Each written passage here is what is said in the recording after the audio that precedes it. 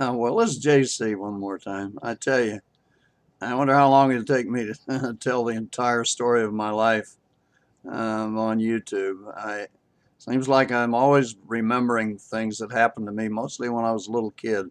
I remembered another thing today. I don't remember exactly. It seems like I saw the picture of a river on the computer, and I was looking through something, and I thought of the Tuolumne River, and I pulled up a picture of the Tuolumne River, and I remembered this little episode that happened when I was 9 years old. So I wrote it and I put it in Facebook. And so, but you know what? I got to thinking about how many people don't like to read those things. They'd rather listen to them. So, hey, what the heck? I'm sitting here. My man Newt Gingrich, it doesn't look like he's going to do too well, except for one in Georgia. So I had to do something to sort of take my mind off of it. So anyhow, I'll go ahead and tell this little story. It's not very long, and I maybe you'll enjoy it, maybe you won't. I don't know. Anyhow, it's about my friend the river, and I'll just read it to you. Let me make this a little smaller so I can pull it over in the middle and where I can read it off and I don't have to look back and forth too much. This is a story about when I was 9 years old, and I started this off saying I walked along the river, my friend the river in Modesto, and the river in Modesto was my friend. Just kind of taking my time, looking around. I had a slingshot I had made uh, using two rubber strips from an inner tube. Back in those days, tire inner tubes were rubber, real rubber, and they stretched real well, especially the ones that were kind of reddish. Um, and a forked part of a limb. So I made a nice little slingshot. We didn't call them slingshot in those days, but I don't want to call them what we did because it's not considered very nice now. Oh, and the tongue from an old boot I used for the pocket uh, to put the rock in. And I had a pocket full of small rocks. Used a shot to shoot with that slingshot.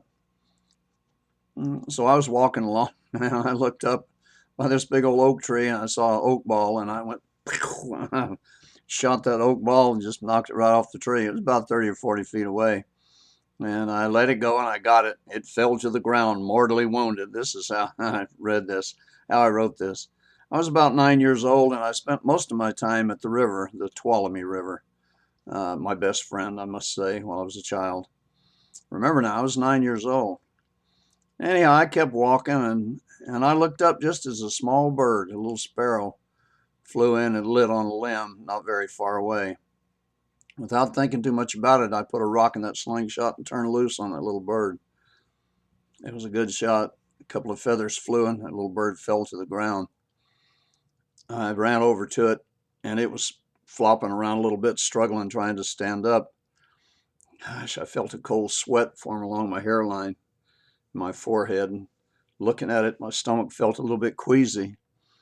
Anyhow, I reached down and I gently picked the little bird up, wishing with all my soul I hadn't done this.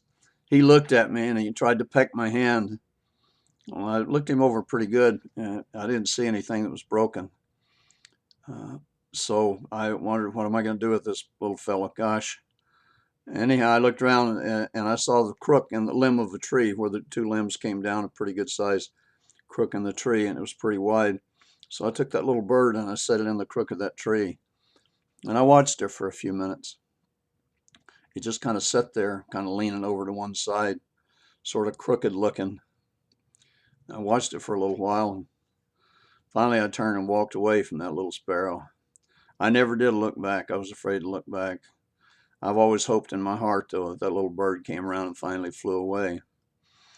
you know, I've never felt more guilty about anything in my life than I did that day when I was 9 years old and I shot that little bird. I never harmed another creature after that until I shot a deer in 1957 after I got out of the Army.